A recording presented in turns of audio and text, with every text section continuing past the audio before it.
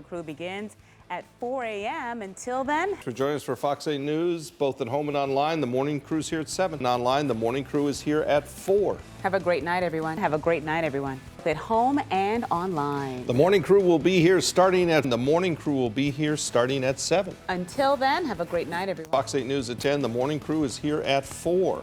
Tomorrow morning at 7. Until then, have a great night. For nearly 6 years, Bill and I have ended each newscast the same way. And while my dresses and his ties changed every day, one thing stayed the same. Like the writer he is at heart, Bill always ends every show by putting his trusty pen in his pocket. Oh, my goodness. Who gave you that pen, by the way? My wife. My wife gave me most of my nice pens. Okay. Can I just put this pen in now and we can wrap it? Yes, yeah. No, we're not going to wrap it. Okay, Not great. yet. All right. Well, while we've been saying goodbye to Bill all weekend long, there are a few familiar faces who couldn't be here with us tonight, and they wanted to share these special messages. Bill, I'm sorry I'm not there for your final weekend broadcast. I want to say you've become a great mentor to me over the last 9 years, and I'm going to miss sharing the anchor desk with you each and every weekend. Thank you for being you, but most importantly, thank you for being a friend. I'm going to miss our chats on the weekend between shows, and I promise you, we'll find someone to steal Jennifer's glasses during commercial breaks. You'll be greatly missed, Bill. Godspeed, friend. Bill, thank you for being such a wonderful friend and colleague. Thank you for bringing integrity to Northeast Ohio journalism. We will miss you, but we wish you and your family all the best on this next chapter. It's not goodbye, it's just see you later. Bill, you know what? It's been great this whole time working with you. You've always had something to say about my weather forecast. Yes. It's just going to be hot and steamy all week long, feeling like 90 until we get to Friday. So keep those air conditioning running and, yeah, hurry up and sign off so we can get to the little party. And thanks for the wine. Thank you. Thank you, Beth. But before Bill signs off for the final time, I have to try and sum up what the past 5.5 years as your co-anchor have meant to me. Here's a few photos that we'd like to share with everyone. I mean, you know, unlike this, we're the selfie.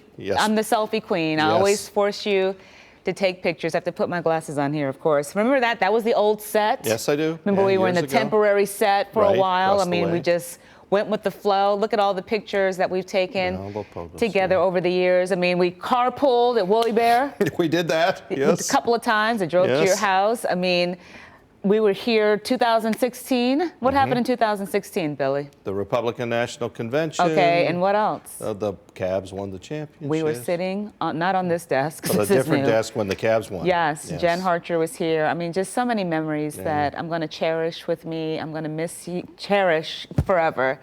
I'm going to miss you. Us talking about our girls, my daughter, your girls, you know, they're around the same age group. You know, you giving me advice on so many things. And you've given me some.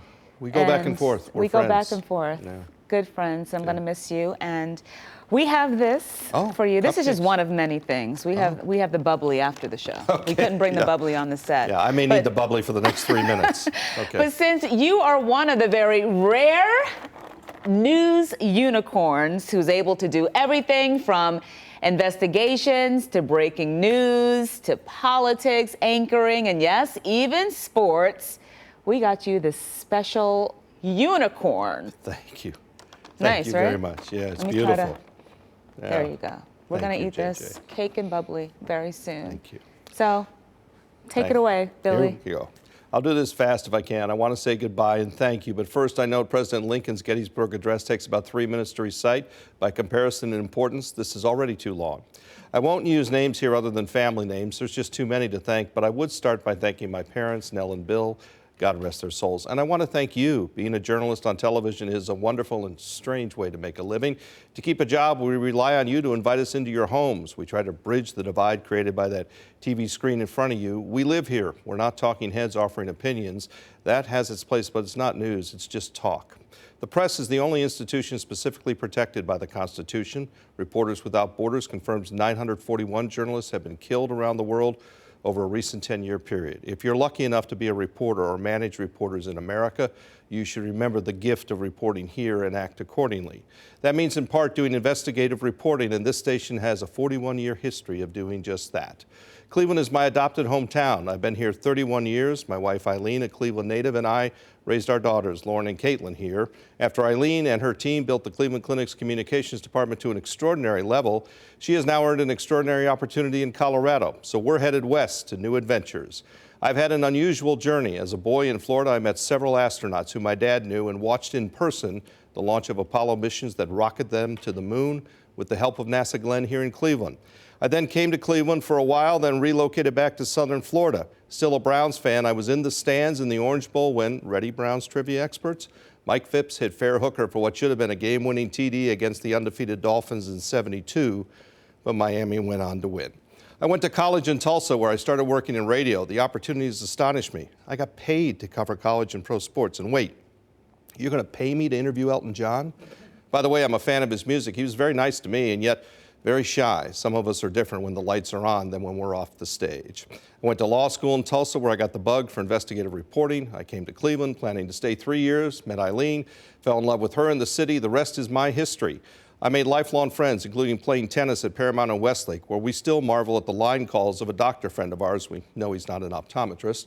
I'm grateful to the station and those who lead it that I get to leave on my own terms and know many good people in many fields, including my own father, haven't been so lucky. Thomas Jefferson famously changed the phrase life, liberty, and the pursuit of property to the pursuit of happiness in the Declaration of Independence.